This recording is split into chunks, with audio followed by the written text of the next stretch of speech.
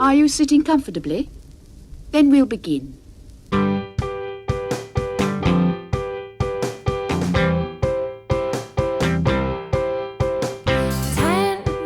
minutes left.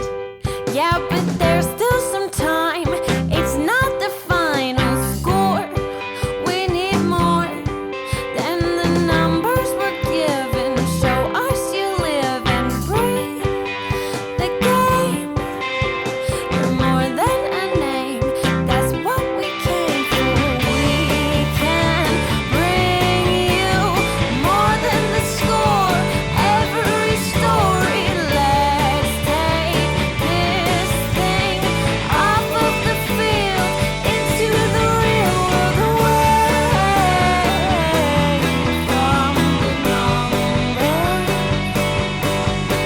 away from the numbers,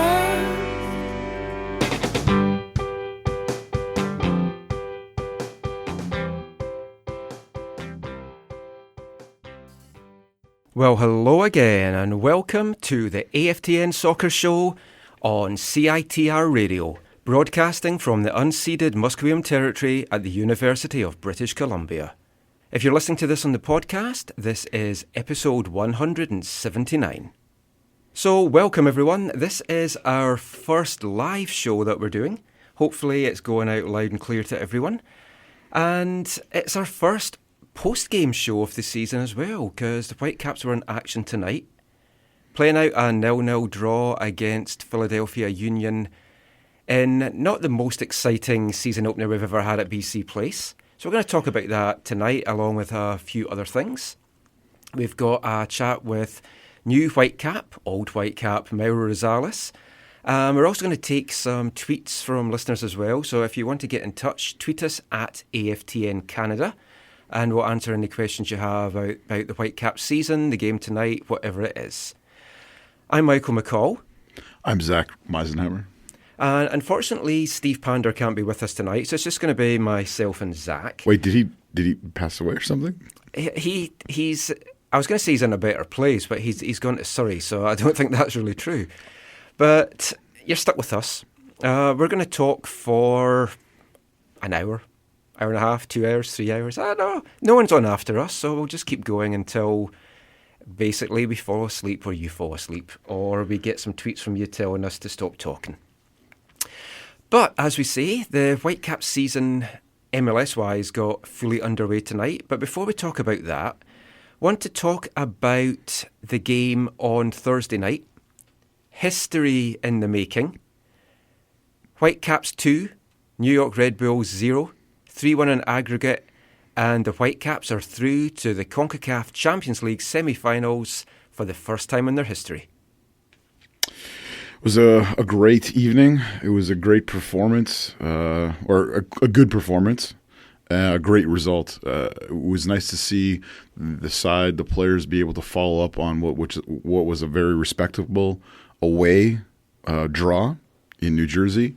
And it was nice to see them be able to get the job done. Of course, early goal made in Canada. You had Marcel de Jong putting in a nice cross. You had some incredible composure with a near post run. Alphonso Davies stopping the ball, faking, sliding it home, and we were through. And it's great to be on to the next round of the CONCACAF Champions League. We have an uphill battle as we'll be playing Tigres eventually. But no, it was a great night. It was a fun night at BC Place. Only 14,000 people there, but I think the 14,000 that were there enjoyed themselves and had a really good time. Yeah, it was an absolutely fantastic way to start the season. Good crowd. I mean, for Champions League, we've seen it elsewhere in the league that other teams just are not drawing it. I mean, you saw it in the first leg. We had a few more than were in New Jersey. Yeah, that wouldn't be hard though. I think there was just a few more folk at some VMSL games over the weekend than what the Red Bulls got out for that leg, and it's disappointing because it is a fantastic tournament, and the Vancouver public, it has certainly caught their imagination, and that is a good thing, and. Lots of people, I mean, I threw this out and we wrote an article on AFTN about it. Is the interest there from the fans? The players understand the importance of it. They've talked about it a lot, what it means to make history for them. The fans, the general feeling is that they're not going to really fully appreciate what they've got in the competition until MLS teams are regularly beating the Mexican sides. And some folk are saying, even with that, not until an MLS team wins it. So, I mean, you're looking at the semi-finals. Vancouver have got Tigres, and you've got Pachuca. My pronunciation's terrible at the best of times for foreign stuff. They're playing FC Dallas. We could have an all-MLS final. We could have an all-Mexican final. We could have one of each. Before we kind of talk too much about that, looking at the performance on Thursday night, the most pleasing aspect, I think, for me from it was the fact that the Whitecaps didn't have the strongest lineup out there, but they got the job done. The hunger was there, and it was a solid team performance. Breck Shea coming in, just traded the weekend before, 14 hours it took him to get here. He's still trying to settle in and come to terms with the fact that he's just in another country, just out the blue, and he came in and he put in one hell of a shift. Well, and he not only that, but he played in a position that he wasn't. I don't think he's played very often, and he wasn't. They weren't planning on playing him. The plan was to have Nico Mosqueda play up front or just behind Kekuta Manneh, but Nico's hip gave him a little bit of problem, and he had to pull out of the squad, and so that moved Breck Shea from the left side of midfield, put him up front as the lone striker. With Kekuta behind him or Kekuta with him, depending on if you want to call it a 4-2-3-1 or a 4-4-2. They called it a 4-2-3-1 in the information they sent out. But and that brought in Marcel de Jong to play wide on the left, and so it didn't go to plan. I think what they wanted to do, but it came off really, really well with how Marcel played and the performance he put in and the assist he created and. But Breck was respectable up front. He did a respectable job up front. In the game, we saw it again tonight, but in the game on Thursday, we played a lot of balls up to him in the air for him to win, or for him to flick on, and it wasn't necessarily the most easy on the eyes football, but it was effective enough on that day, and. He put in a very respectable performance on Thursday, and again tonight he was asked to do a little bit of the same. But we'll talk about that in a little bit. Yeah, one thing I will say just about Breck Shea tonight was his control really was poor. It was something that Steve and myself were talking about during the game. It's something he really needs to work on if he's going to be playing up front. But going back to Thursday, Nicolas Mosqueda, he was training on the Wednesday. I was there at the training session. I didn't want to tweet it out because I really wanted to keep it quiet, not to tip off New York or anything like that. That was good of you. But he was playing, he was meant to start, and then after about an hour he came out and he immediately was sent back to the training centre. So you kind of knew that it was going to force a change of plans. But the guys did well, and the last sort of things we have to really talk about from Thursday, first of all, the performance of Alphonso Davies really caught the eye, and it's hard. You want to temper the hype. You want to temper the expectation. And Philadelphia tonight, they had a guy, their first ever homegrown signing, Jones. He was a guy that, again, there's expectations on him, and it's something I asked Jim Curtin about. And you do have to temper expectations for these guys. But everyone was singing Alphonso's praises. The composure that he showed for that first goal, first of all, let's talk about that. But to get the ball in the 6-yard box and to have the maturity and the composure at that age to look up, see that if he just takes a little step to his left, he's got room, and then put it past the keeper. That's phenomenal, and that's something that we've had a lot of older guys with the team that just can't do that. Yeah, they totally would just slash at the ball, and it was a moment of maturity beyond his years, which it's easy to say about Alphonso. But it wasn't just the goal. I mean, that's the thing, right? It wasn't just the goal he scored, the winning goal, the goal that put us through, the goal that won it for us. It was his overall performance, his work with the ball, his work off the ball. There was times where just even the runs he made when he didn't get the ball, which there's probably something to talk about there, but where he was in great positions throughout the night. His performance. He was. For us as supporters, he was the man of the match by far. This is something I talked about in the post-game piece that I wrote on AFTN as well, but there was two moments that really stood out for me at the end. The first one was when he was tearing forward and he was brought down. It was a free kick.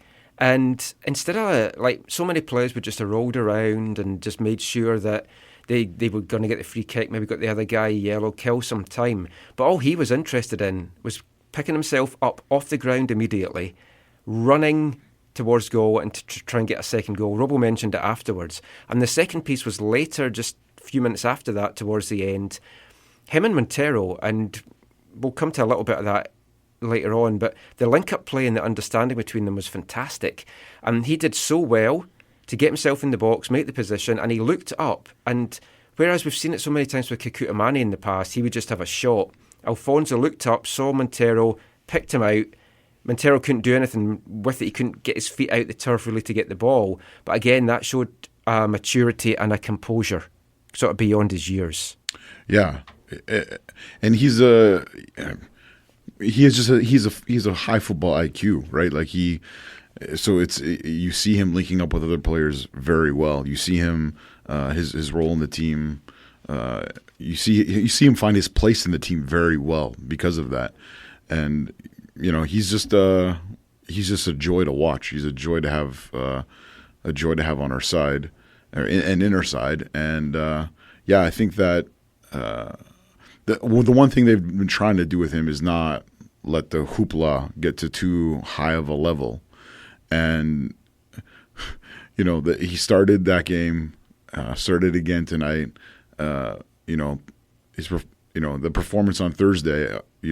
There's articles being written left, right, and center about him and about that performance, and hopefully they'll be able to keep his feet on the ground, keep his head the right size, and that he'll be able just to continue to focus on the things he needs to focus on, his homework or whatever, and then just working all the work he's doing in training, so that he can continue to develop this season, continue to grow, continue to mature, and continue to play a significant role in this team. It's going to be interesting to see what happens with him for sure, because he is showing such maturity, because he is contributing. If this carries on, it's going to be interesting to see how things play out for him in the near future and in kind of obviously the long term as well. And after his recent performances, a question that's been asked a lot on Twitter is, when is he going to be involved in the Canadian national team? And it's people want to rush these guys, and it's like they're already talking, when is he going to be involved in the senior team? He wasn't involved in the Under-20 World Cup that was recently on because they want to keep him for the Under-17. But the key thing to see here is he hasn't got his Canadian passport yet, so until he gets that, he can't be involved in any aspect of it. Well, he can't be involved for the senior team? He can't be involved in competitive action. He can be involved in camps. He can go away and play in camps, but he can't play... in the U17 qualifiers? Yes, until he gets his Canadian passport. Okay. Yeah, I think that's all... So I guess that's part of the reason why he wasn't involved with the U20s. I think that the other thing about the U20s is I don't think the Whitecaps would have let him go just because they wanted him to be ready for the Champions League. And so... we've spoken about it before. I don't think there was any way that was going to happen. And so they just said, it was a technical decision. You listen to Rob Gale talk, and it was a technical, a decision made at the technical director position, and there's been a change in that position since we last talked about it. But the decision was taken for him to play with his age group, and so hopefully he'll be eligible for the U17s when their qualifying comes around. So enough talk about what happened on Thursday. Let's talk about tonight's game, because we've kind of billed this as being a Vancouver Philly post-game show, so we should talk about it. And there isn't really a lot to talk about. It was 0-0. Whitecaps again showed some exciting spurts in attack. We'd hope to kind of bring you some audio from after the game. We might still be able to do that, but we kind of had to really rush up from BC Place to get here. and haven't really got it all queued up, ready to go. If we can do it when we're playing some of the other stuff, we'll play that kind of later on in the show. But basically afterwards, Robo said he was encouraged by the performance. He said it was a good performance. He kind of says that most of the time anyway. But basically he felt, defensively particularly, it's like chalk and cheese from last season. He felt this team last year in that kind of performance, they would have conceded. Whereas tonight, he didn't feel that they were in any danger of conceding at all. Not sure I would quite go that much, but they definitely had the better of the game. They made the running, they had their chances. They played a 4-4-2 formation, basically. But for me, the big thing that really stood out was there was no number 10 on the pitch, and the passes in the middle of the pitch is what completely let them down all night. Yeah, it's hard not to reflect on this match and talk about issues in the midfield. But before I do that, I just want to say I agree with you, and it's great. There are some positives. We need to take some positives from this match, and we've had. Well, yeah, Robbo said that was another thing. It's like he used that phrase a couple of times. Lots of positives to take from it. Totally. It's so like we've played 3 competitive games. We have back-to-back clean sheets. We've only allowed 1 goal in those 3 competitive games. The first 2 games, same back 4. Today we had 2 changes to the back 4. I think Shannon Williams came in for Jake Nerwinski, the rookie, and I think that's kind of what we expected. Yeah. And then Kendall Waston was suspended after his shenanigans against Portland at the end of last season, so that gave Christian Dean his huge opportunity. And that, to me, that was one of the positives from tonight, was Christian Dean getting in there, getting a start, and reminding us, at least in some ways, what we have in Christian Dean. We have a strong, big, powerful center back who's going to win some challenges. Obviously, I only see a little bit of the game. I don't see everything from the game. But there was a couple of times where I got to see him just like muscle guys off the ball, win the ball from them, and play it forward. So I think he's good in the tackle, or tonight he was good in the tackle. But also, I think it's hard not to say that he's got the most potential, or he has the most talent of all of our center backs in playing the ball with his feet. And there was glimpses of that, I think, in tonight's performance. So I think at the back we kept a clean sheet. It's great. And again, that was one of the things from Thursday's performance was we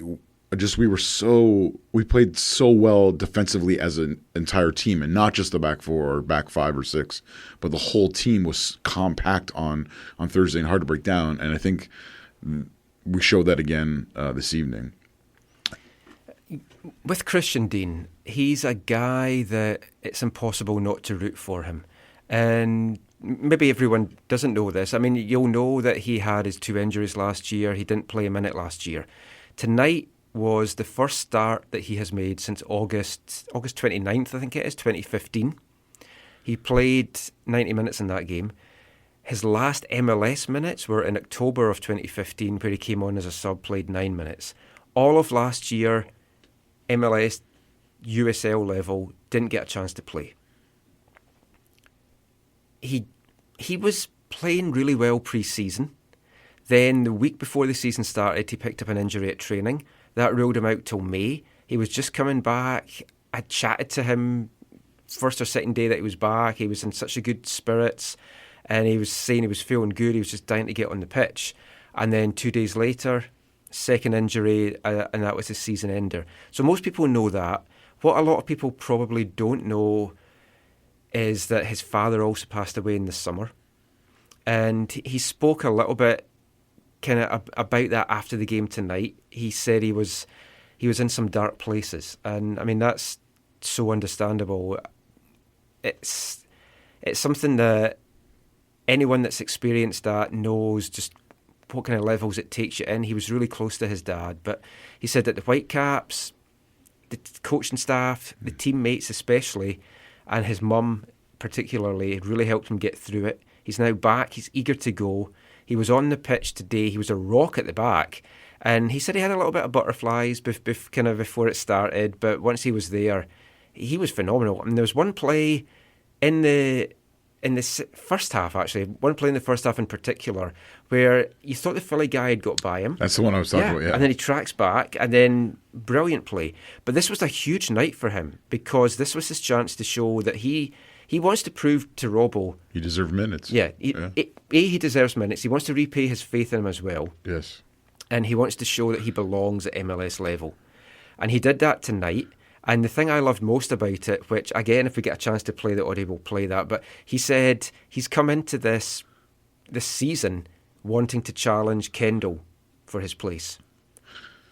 That's fantastic. Yeah. Christian Dean has such an incredible attitude. Like, he's one of the guys. There's a number of guys in this side who have the right attitude that you want them to have. And Christian is one of them. Because he wants to fight, he wants to battle for his place, but he's also an incredibly supportive teammate at the same time, and he's mentally strong. Yeah, the last season was we used to get to talk to him while we were setting up in the stadium, and he'd be having to do laps or having to do all these exercise and stuff, and you could see some of the times that were more difficult, and you could see him, chomping at the bit to get back on the field to kick a ball, and then not just to kick a ball, but to actually play. And, and including his attitude. I think sometimes as supporters, as fans of the club, it's hard because you look at things like, what is a player making and what does that look like? And I think you've heard a lot of that generation Adidas tag, that it was like a millstone around his head. Yeah, but only for...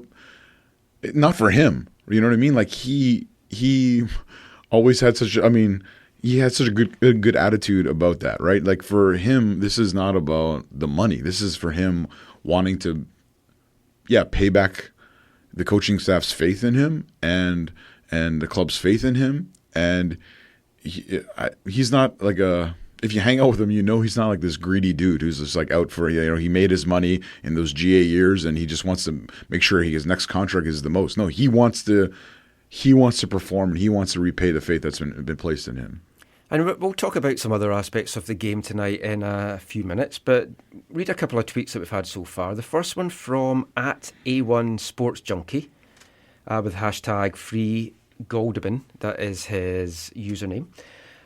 He said it was a bit disappointing tonight, but there was some decent vital signs, and it might actually have a potent bench this year, which is something which the Whitecaps didn't have in the past. But he was talking about Dean. He said Dean stepping up to fill Edgar's void is nice. A couple of other tweets that we've got. Steve Panders actually tweeted us, so he might not be with us, but he's here in spirit. Is he at work? No, he's not. He's not at work. Okay. He is tomorrow morning, which is the main reason that he's not here. He said that with the lack of a cohesive midfield, the Caps are going to have to use their width and to try and get anything going in the attack. And he also added in that the confidence level for Christian Dean after tonight's match is going to be huge. And I think going forward, there's going to be an exciting battle at the centre-back spot. An interesting thing from tonight is people's perception of it, perhaps from outside of Vancouver. So I write for MLSsoccer.com, and my piece that I filed after the game tonight was about Christian Dean and the fact that the Whitecaps have had 2 clean sheets now in the space of 4 days. Fantastic, everything like that. But there is kind of a perception out there as well, really, that the Whitecaps didn't score tonight. So it's the goal-scoring woes back. And it's, I don't know, folk that are saying that, it's a little bit kind of hard to take. Going to some of the tweets that we've got a good one here from @JustCapsThings. He wants to know, will the Whitecaps midfield be sorted out when Reyna and Bolaños return, or do they need some more help there before the transfer window shuts? I think it's obvious that we are looking to add something to our midfield. I would be surprised if we weren't still looking to improve that. Reyna, it's going to be months as we're waiting. Bola, it could be as soon as next match that we see something from him. So, help is some help is coming. Some help is coming down the road, and I wouldn't be surprised if at some point this season, between now and July, if we don't have another midfielder here. But it is. I mean, we talk about this post game as we sat around the pub. I mean, when you play a double shield where both players are destroyers, or both players are predominantly about breaking up play and passing on to other players who are more creative. If you lack creativity in one of those two central midfield roles, or both of them maybe in some ways, then your options are limited. And right now it's kind of like it looks like we're trying to create everything from dynamic wingers or from strikers or forwards who are going to be able to create for themselves. And yeah, I guess you could say we've had a little bit of success, although, talking about, these three competitive games, we've had 3 goals. 2 of them have come from set plays. And so it's a little bit, we're lacking. I think we saw it today very clearly. We're lacking some creativity. We're lacking the ability to create some chances. I know looking back on like last year or whatever, it was the issue was we weren't finishing our chances. We created lots of chances, and we weren't finishing them. Today, it felt like we didn't create enough, and so yeah, I would not be surprised to see some kind of midfield help. Look for Bolo to be back in the very near future, and yeah, it would be interesting to see what Jordi Reyna can bring to the table when his metatarsal's healed and he's fully rehabbed and ready to go. Another tweet which we had, which is an interesting one. When Erik Hurtado was named as the starting striker tonight, I could just imagine the reaction of certain people, because it's like, Hurtado's starting, Montero's on the bench. What is Robbo thinking about? And I mean, Erik put in a shift, but he was awful. I can't think of a better word. Okay, but again,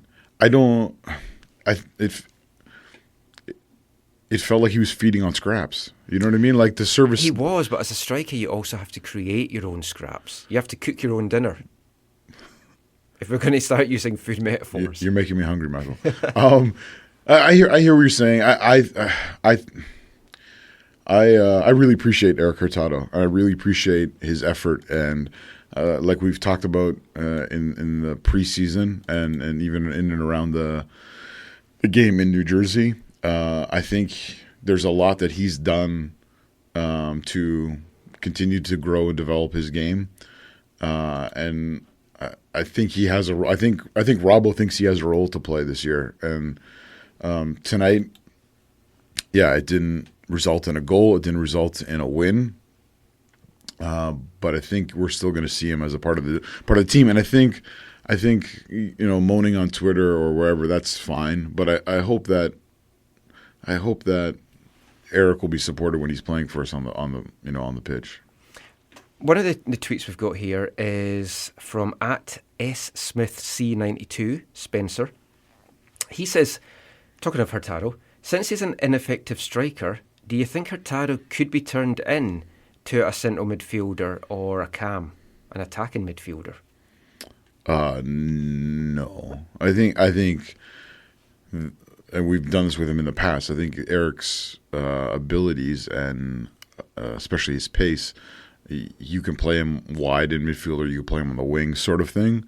I don't see Erik playing a role in midfield, and I don't know that he ever has at any level or any point in his footballing career.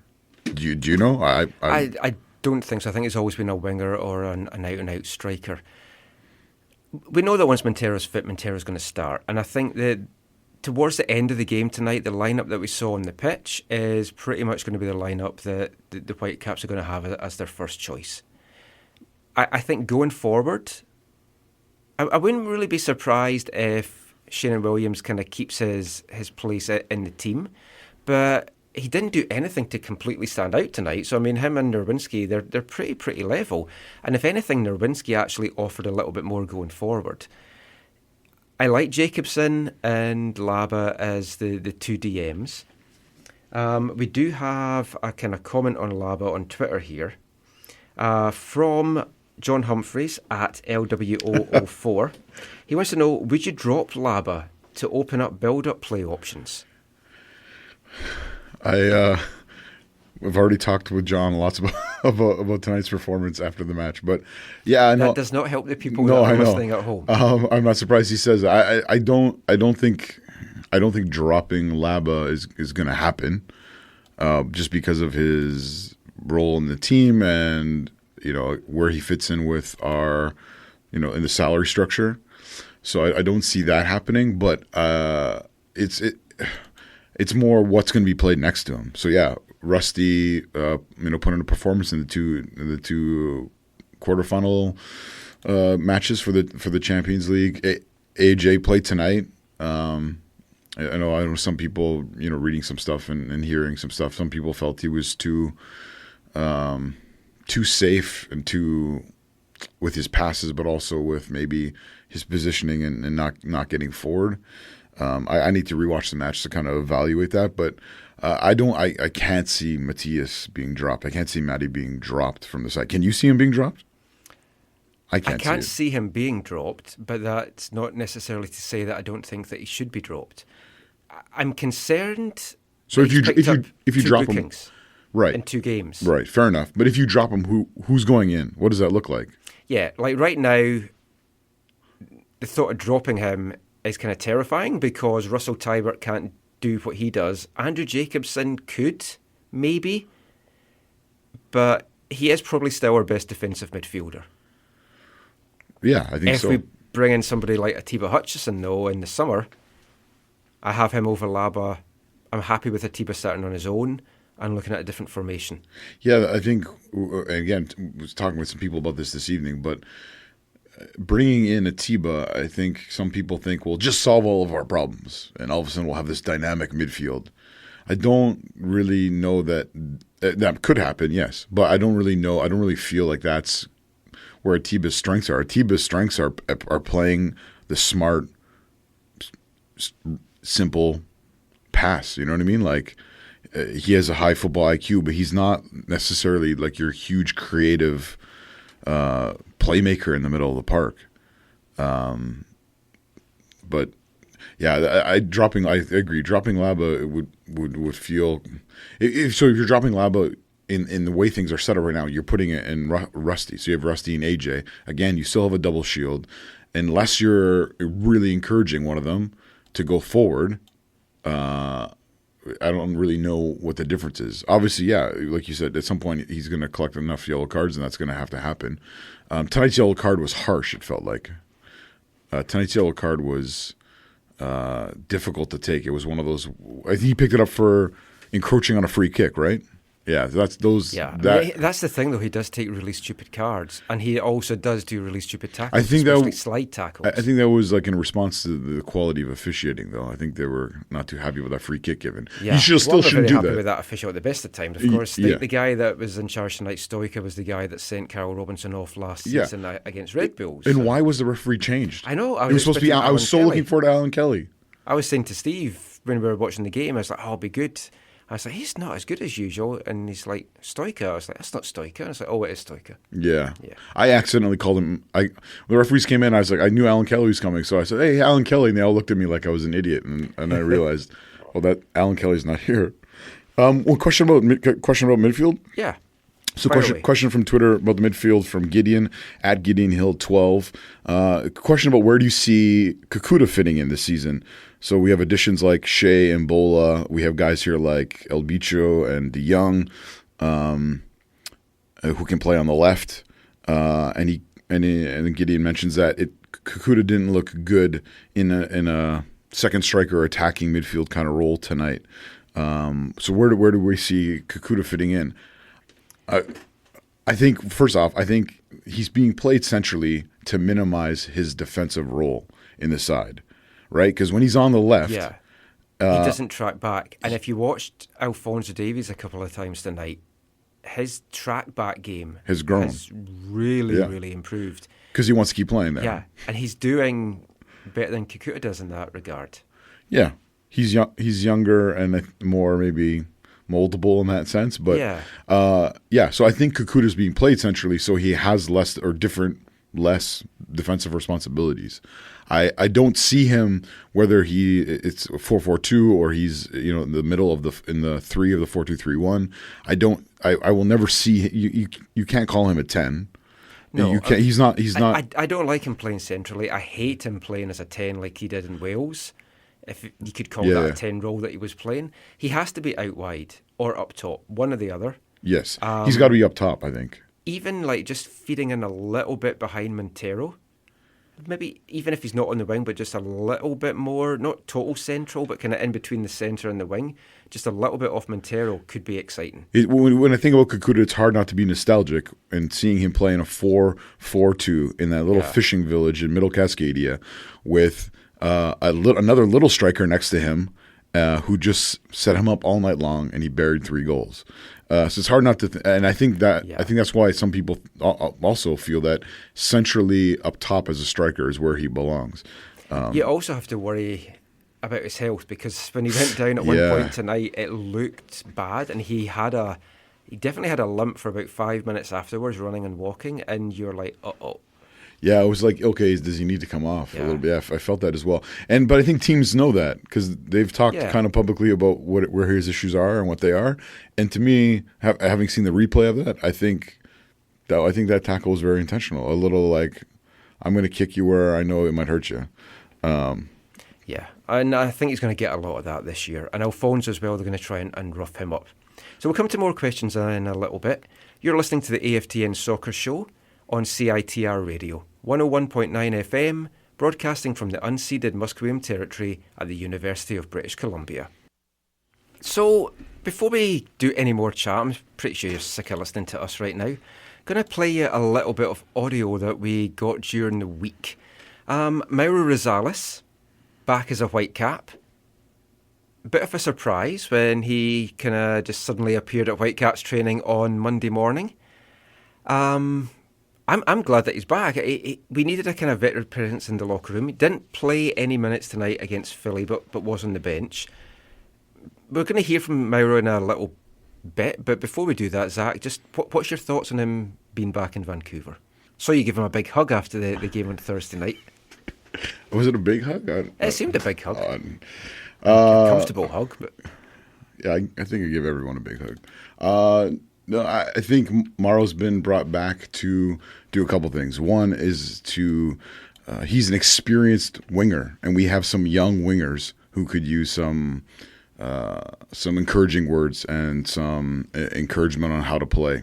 And so I think when you bring in someone like him with all that he's been through and the places he's been and the things that he's done, it's good for that. I think secondly, he's also been brought in to help our 1-year loanee, Colombian loanee settle, someone he knows well, someone he has a deep relationship with, and so I think he'll help him settle and get acclimatized to the city and be a part of the team. So I think those, and then he will play a little bit. I know some people are talking about, it's like Pamudaka last year. Is he like Earnshaw? Is he like Blas Perez? Will he be that guy who only plays like 3 or 4 times a year? And you're he's going to play a lot. I don't think he can play. I don't think he can play a lot. Did you watch him last year in Dallas? Well, when I say a lot, he's going to feature in a lot of games, but maybe just some cameo appearances. Right. In Okay. those games. Okay. Yeah. I think I would be surprised if he starts more than 3 or 4 or 5 games. I think he's there as an emergency right now, and he'll be used as a potential game changer. I would maybe have brought him on instead of Mosqueda tonight, just because of the fact that he had been playing with Dallas pre-season, and he was, I think, in better match shape than Mosqueda was. Well, with all these similar haircuts, I turned to someone and said, "Oh, Mauro's coming on," and they're like, "You're blind. It's Nico." And I was like, "Oh, okay, yeah." So let's hear from the man himself just now. So as I say, I caught up with Mauro at Whitecaps training on Wednesday, and we just had a chat about a number of things. Why he's back in Vancouver? Is he looking to get into coaching? And just how well does he see this Whitecaps team doing this season? So let's hear now from new Whitecaps, old Whitecaps, midfielder Mauro Rosales.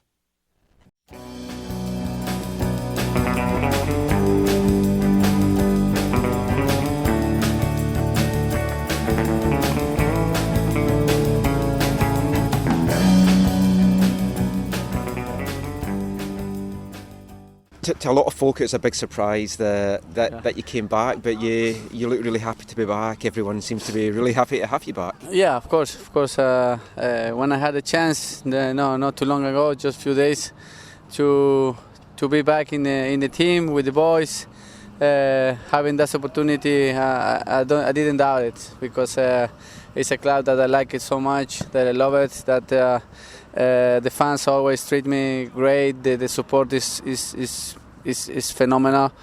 The organization, the staff, that they're always behind me. So that is perfect. Perfect timing also to come, because I was almost assigned in Dallas for one more year.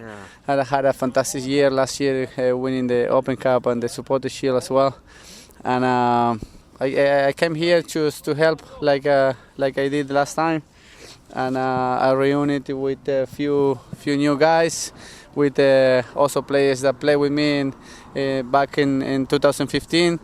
And happy to be here again. Surprising, like you say. Yeah. But I'm here, and I'm pushing to the guys to the best. Trying to make a good team for this season.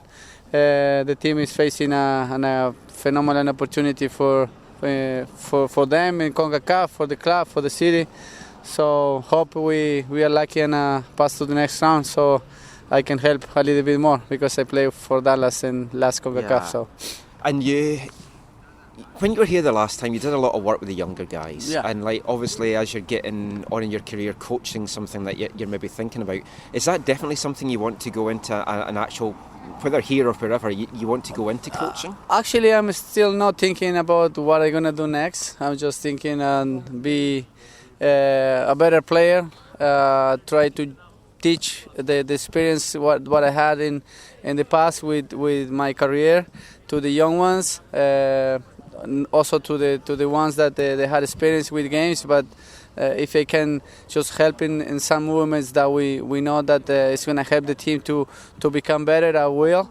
And obviously trying to be behind it's a quality young team, and they need, probably when I was young, I needed somebody to teach me some movements or some stuff in the game that it will help me to get better. So I will do this, and I'm not trying to be in their position, but I will push them to the best, and they will become better. I will become better as well. So this is the team. This is what the team needs. So we're trying to build a tough team to beat, and a team that the same like we did in the past, being a successful team. This is what all want. So trying to do that. And one of the guys that wasn't here when you were here before, of course, is Alphonso. Yeah. I know Robbo particularly wants to kind of get your experience and share stuff with him and bring on his game. What have you seen from him? And obviously, you don't want to hype him up too much, but what do you see in him that you feel he can do in this game? He has the potential, and physical is perfect for him, and he's a strong boy at that age, and he can face any team here in the league, and having some support from somebody probably like me, probably like Breck, that has also experience, and also the staff, and we are all behind him to just try to help to become better, and this is what we need. If he is doing good, if he has confidence if he become a better player, we are all benefit with that, because the team will grow, the team will be tougher and tougher, and I see a little Kekuta Manneh back in the days, and just speed, quality, good with the feet, and also doesn't matter who he is facing, he will attack and he will try to do the best. So I'm happy to be here and be close to him, and I wish him all the best in his career. So he's doing excellent. I saw the game against New York, and he did very, very good things. So we all hope that he can keep it during the season. Last year the team struggled. There wasn't a lot of MLS experience really in amongst the squad. This year though, yourself, Brexhay, Freddie Montero, you've all done it in MLS, you've all succeeded at the high level. Do you see, from the little spell that you've had here, this is more like the team from 2 years ago, and you feel confident that the team can really do well this year? Yeah, of course. I'm really confident. This is why I came here, because I believe this team will be good, or at least I can see the confidence. I can see the willingness to become better. I can see the willingness to work hard and have a successful year. I think no one here want to have the same year like they had before. So we are here to work. We are here to help. And as you name few experienced players, we are all together to push Vancouver to the successful years that they had before. That's great. Thanks so much, Mauro. Okay, really glad to see you back. Thank you. Thanks. Good to see you back. Talk to you later.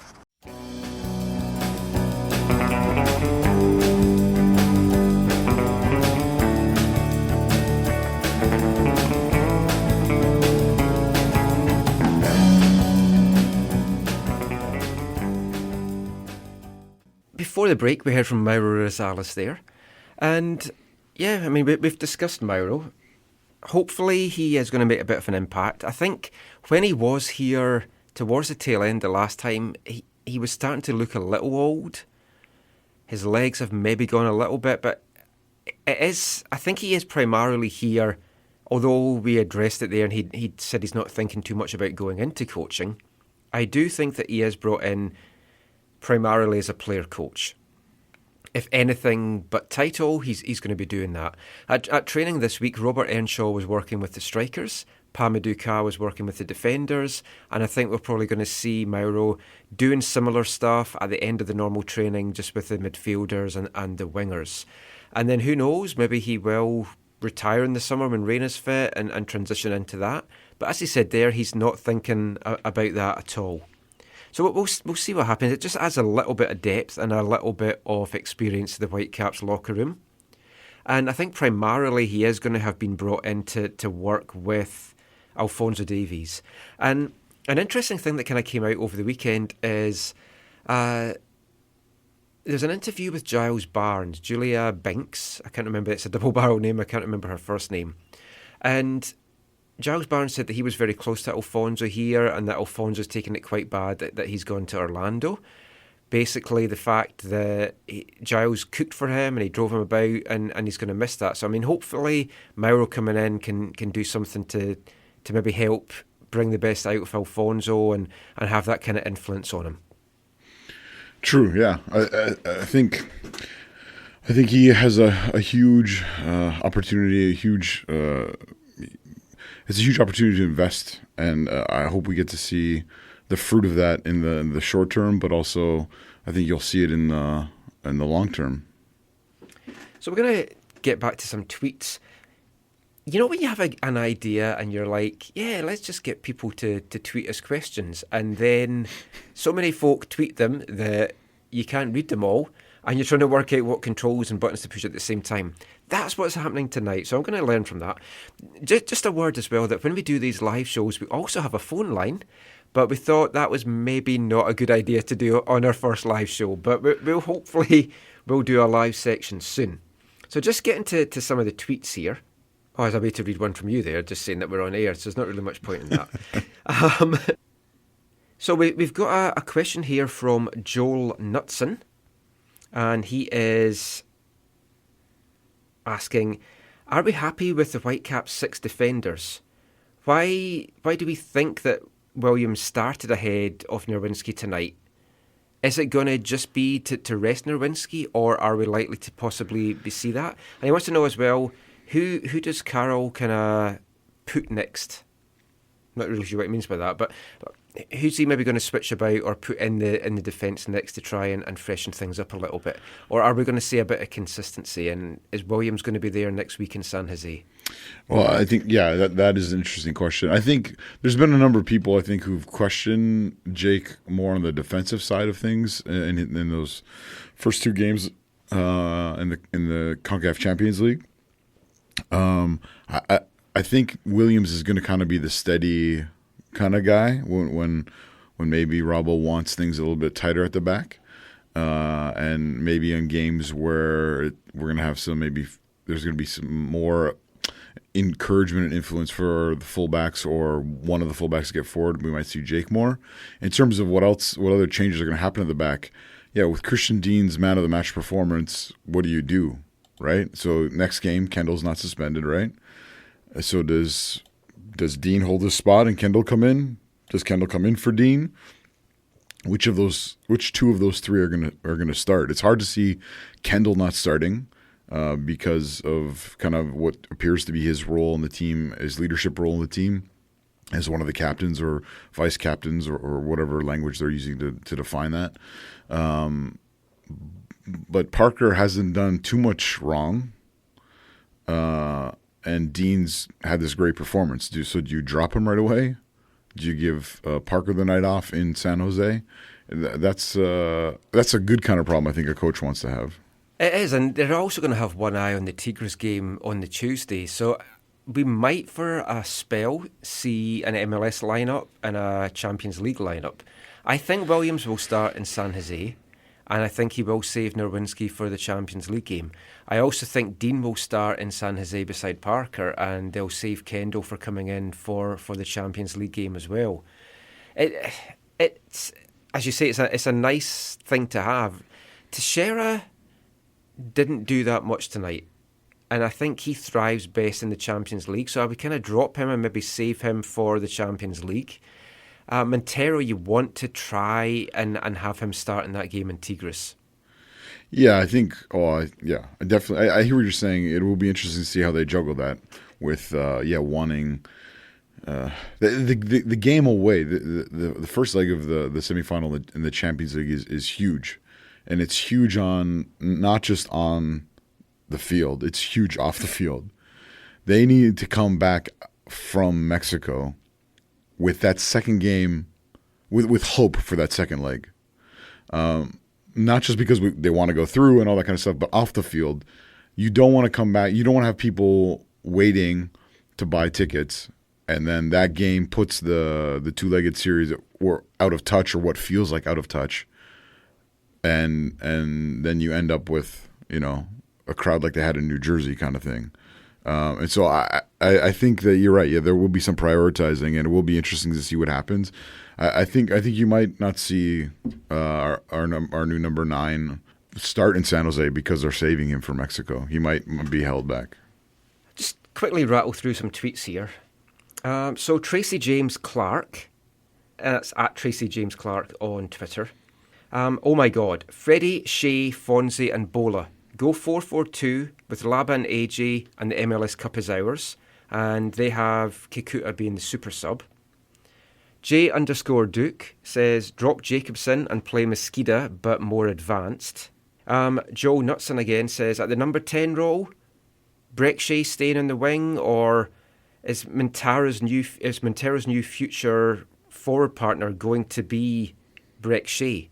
Are we going to see a Shea Montero front two? It's really weird because how much has Breck Shea played as an out-and-out striker before this? I don't think that much. I mean, I know him as a left winger. That's what I think of him as. Obviously, he had 2 years at left back, but he's talked and he said that he has played a couple of times as an out-and-out striker. I just don't, as we talked about, I don't think his touch is there to be able to do that. I think he's better with the ball at his feet running than trying to bring the ball down or trying to control it. And we saw that tonight. He struggled big time with some of the balls that came in. Yeah, I think he's eventually, when we look back on the season, going to be used more on the left wing. And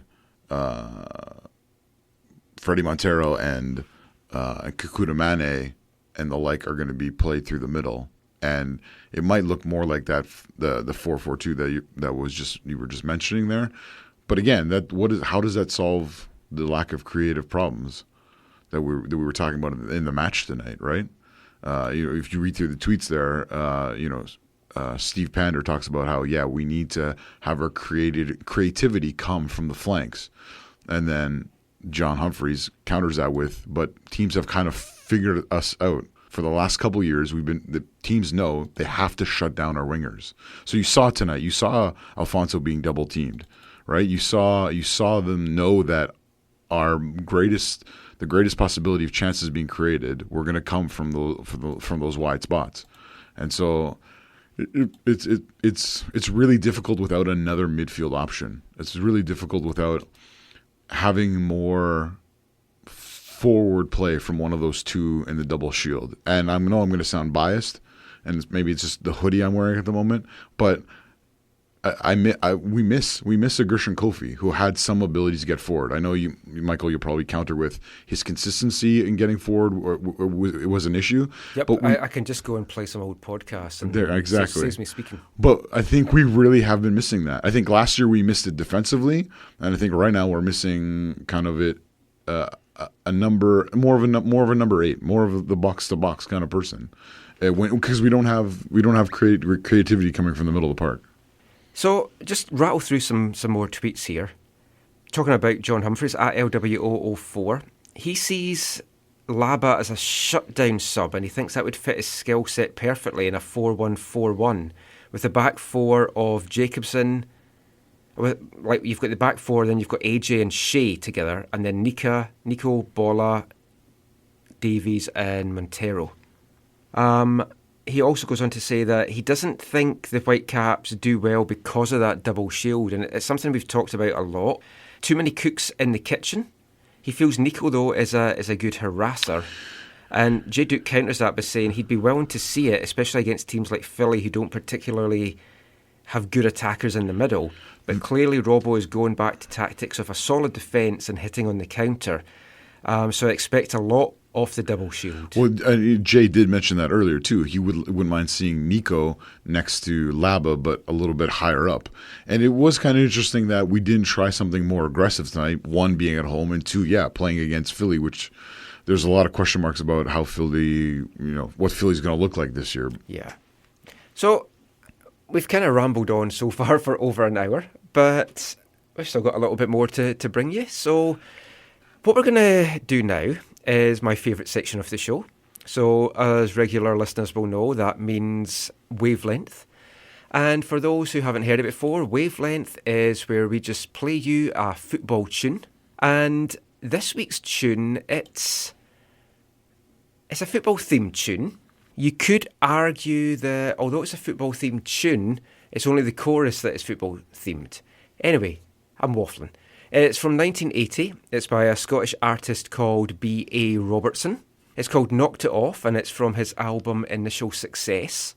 And it's basically just a song about football, fame, the trappings of fame, and everything that goes with it. So this is B.A. Robertson, Knocked It Off.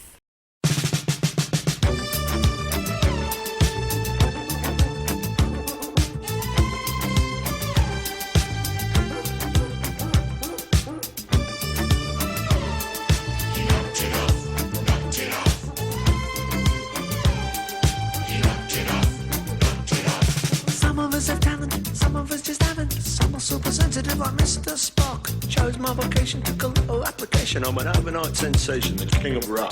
Available for parties, bar mitzvahs and charities. Do another session, I'll be carried off. I have my creativity, think of my sensitivity. You know I really love my art. Think you are boring. Knocked it off, yeah, I knocked it off. While I was sitting in the corner with my tracksuit off. I was hoping I'd be playing, but I never thought I'd win in the game. Knocked it off, yeah, I knocked it off. While I was standing in the goal, I won the ball got crossed. I thought I'd have a go and shoot it, but I never thought I'd put it away. He knocked it off, knocked it off. He knocked it off, knocked it off. I made myself a million, had my house painted vermilion, but I'm still the same civilian. Even talk to me pop, I'm happy to be playing. What's that you're saying? There's gotta be a limo to take me down the shops. Tell them they can stuff it, I'm not about to rough it in some Granada gear. I was top of the pops. Hot folk are fickle when they get a little tickle, and they get a little sick when they get a little flop. I knocked it off, you knocked it off. While I was sitting in the corner with my tracksuit off, but I was hoping I'd be playing, but I never thought I'd win in the game. You knocked it off, yeah, I knocked it off. While I was standing in the goal under the ball got crossed. I thought I'd have a go and shoot it, but I never thought I'd put it away. To Maharajas and kings, show the door. 'Cause my Gucci parking place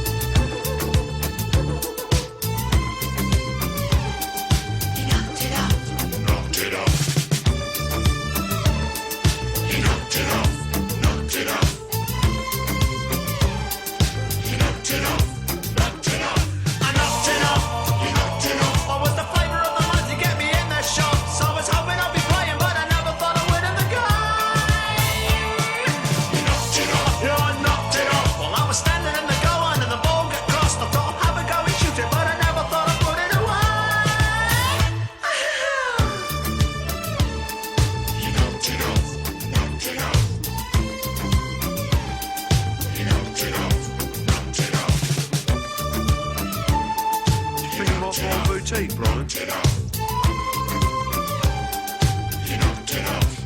Well, not everybody's got talent, mate, We'd all be Roger Bannister if we were in a canister. I'd like my Bollinger 73 served off the bone, if I may.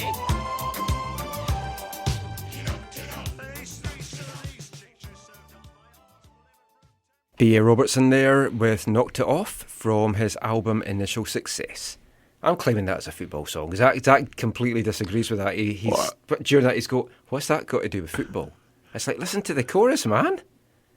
And then I did, and you're right. There's a tie into football there. Yeah, next week it's going to be a wavelength special, so expect lots of songs from Half Man, Half Biscuit, I Ludacris, Serious Drinking. Have to have Frank Sidebottom in there. Can I bring some stuff? Is it football related? Totally. Okay, then yeah. All right. Let's go for it. Is English? Does it have to be in English? I think it would really help. Yeah. Who knows? I might even play my favourite Swiss punk band, Vanilla Muffins, again, since we kind of balls that up when we're doing our live Mixler podcast. So we're going to wrap this up pretty soon because I'm convinced when I go out my car is going to have been towed. So we'll see if that happens. Just before we go, a couple of things. So Whitecaps, next game at San Jose.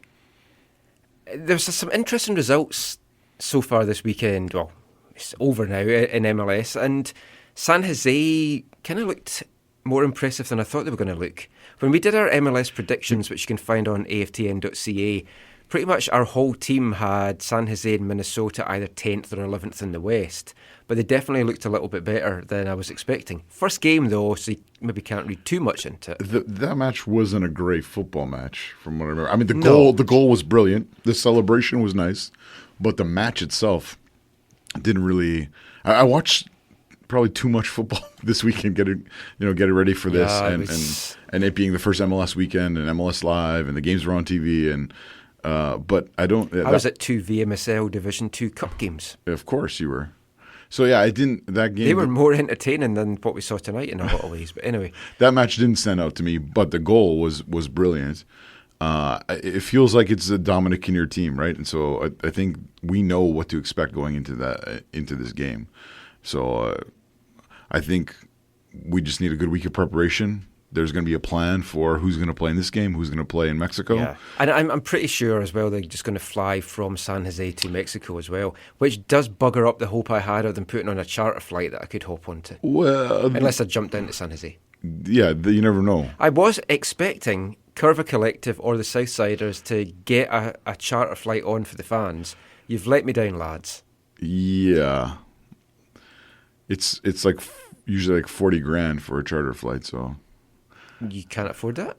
Well, I'm sure one of us could, but I don't know if anyone was willing to front the money. Well, I'm sure if Greg Kerfoot is listening to this, he would love to put on a charter flight for the fans. Well, just say it's for the residency team. Yeah.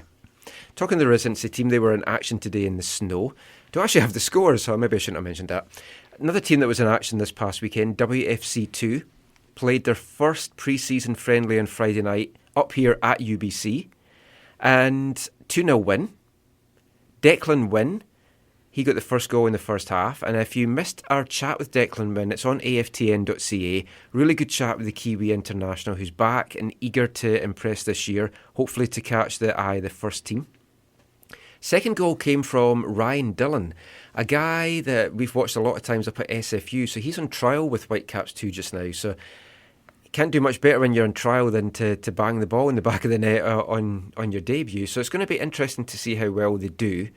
They've got 2 more pre-season friendlies coming up. This Friday, I believe, is up at SFU. And then they also play the Fraser Valley Soccer League All-Stars the next midweek. So hopefully we're going to get out to that. But anyway, that's it for this episode of the show. I had more stuff I was planning on playing, but we've kind of waffled on a little bit too much. So Tim Parker's bucket list that we'd put together is going to have to wait for another show. Oh. It's a bit disappointing. But yeah, that's it for this episode. So just before we go, Zach, just let everyone know where they can find us online. Yeah, you can find me online on Twitter, in the Twitterverse. It's at ZacharyAM, and I'm part of the movement that's called Curva Collective. And my name is Michael McCall. You can find me on Twitter at AFTN Canada. Read all our stuff, aftn.ca. away from the numbers. I'm also the Whitecaps beat reporter for MLSsoccer.com, so check out my stuff on that as well. And I'm also the Western Conference reporter for USLsoccer.com. Anyway, thank you for being part of this. It's been a little bit of a hit and miss show at times. We'll get a little bit better with these buttons. It's the first live show we've done. Hopefully you've enjoyed it. I know there was a little bit of dead air, which is a huge no-no when you're on the radio, so we're going to kind of work on that. It's just a little bit strange pushing the buttons up and down. We're going to work on that. Watch out for our podcast if you missed all of the show, or just download it anyway, because our podcast numbers have gone way down since we started the live show. But until next time, thanks for listening. Take care, and mon the Caps.